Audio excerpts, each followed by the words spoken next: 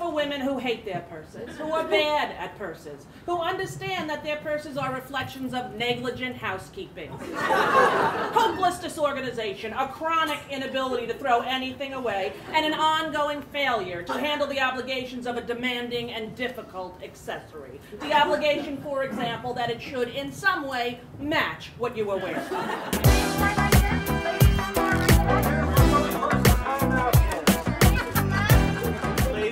It was a book that we actually read even before it was a bestseller and knew it was going to be, but fell in love with it. Fell in love with the whole idea of women talking about their lives through their clothes. We did interviews and we sent out questionnaires to all our friends. Tell us your stories about your clothes. And all this wonderful, emotional, and funny stuff came pouring in, and we then, shaped it together. It's the vagina monologues without the vaginas.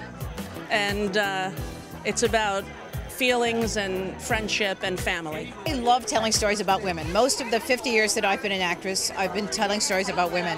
And so these stories are pretty basic, and it's interesting, the responses. There's a lot of laughing. There's like a little girl from the 50s who wants to wear perfume and wants to grow up and wants to be like her sister. There's a woman with breast cancer. There is a bratty teenager. There's this one story that actually I don't do that's sort of about like the ambivalence that happens in relationships and stuff, and I think that's something that most women can relate to, the confusing part of a relationship. I mean, I did do theater in Canada. It doesn't count. It was Canadian. Yes, nobody saw it. It's fine.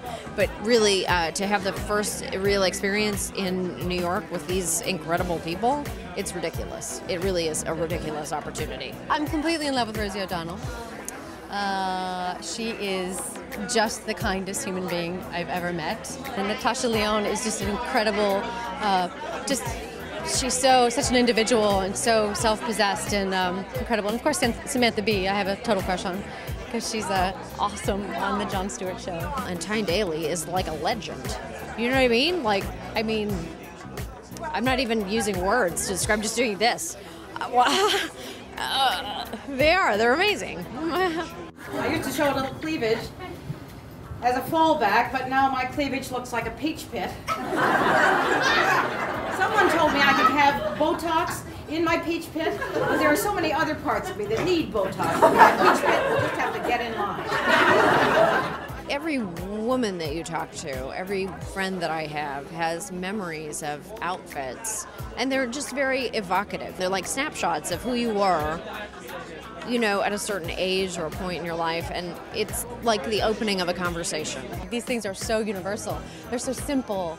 And the Ephrons have a way of just really connecting on a really basic level to people in a surprising way. I think that a fashion person would be interested in it, but you don't have to be a fashion person to be interested in it. Do you know what I mean? I've never done anything for clothes, and clothes have done very, very little for me. I always struggle. Every time I don't wear black, I definitely regret it. I wouldn't mind living in when I pack, it's sort of like stacks of just black piled on black. It's really not about fashion at all. I don't know that I would buy a ticket to something that women talking about fashion, In fact, when I first heard it, I was like, it's all about clothes. I'm like, what am I going to relate to this? I don't know if there was a monologue, sweatpants, because that's what I should be doing. Sweatpants. I wear them daily. I thought it was going to be like an all-girls club, and it turns out that the boyfriends and the husbands and the fathers are laughing harder because they're laughing at the women, which is fine with me as long as you're laughing.